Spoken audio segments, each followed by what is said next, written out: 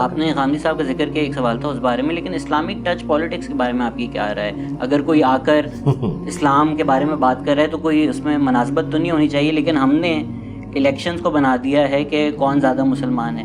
کیا آپ کو لگتا ہے یہ بھی غلط ہے؟ اسلامک ٹچ تو جی شروع سے ہی چل رہا ہے. بالکل چل رہا ہے. ہاں، اس میں صرف عمران خان صاحب کو سنگل آؤٹ نہیں کرنا چاہیے. نواز شریف امیر المومنین ہاں جی، انہوں نے بھی سب کچھ یہی کچھ کیا تھا. جب ہم چھوٹے چھوٹے تھے اس وقت ہمیں بتایا گیا تھا کہ بے نظیر کوئی نعوذ باللہ کافروں کی ایجنٹ ہے، اور جو نواز شریف صاحب ہیں اس وقت کے عمران خان یہ ہوا کرتے تھے.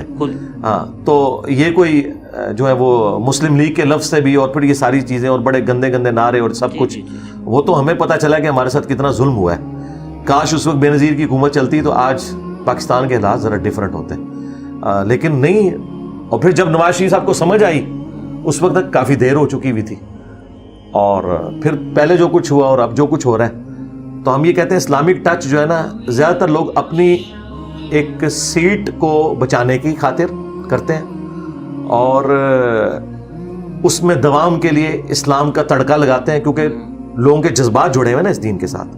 تو میرا تو یہ مشن ہے کہ میں لوگوں کو بتاؤں کہ یہ جو آیتیں اور حدیثیں بیان کرتے ہیں نا، چاہے آپ کے پولیٹیشینز ہوں، چاہے ریاستی اداروں کے لوگ ہوں، اپنے کان کھڑے کر لیں کہ یہ کوئی اور کام آپ کے ساتھ ڈالنے والے ہیں. کیونکہ یہ پہلے آیتیں پڑھیں گے، اس کے بعد یہ اپنا ایجنڈا لانچ کر دیں گے، اور اس کی آڑ کے اندر، جس میں مولوی ہیں قرآن و حدیث کی آڑ کے اندر بزرگوں کی تعلیمات سکھا رہے ہیں. اس لیے اپنے کان کھڑے کر لیں. ہمیں ان سے آیتیں حدیثیں نہیں سننی ہے.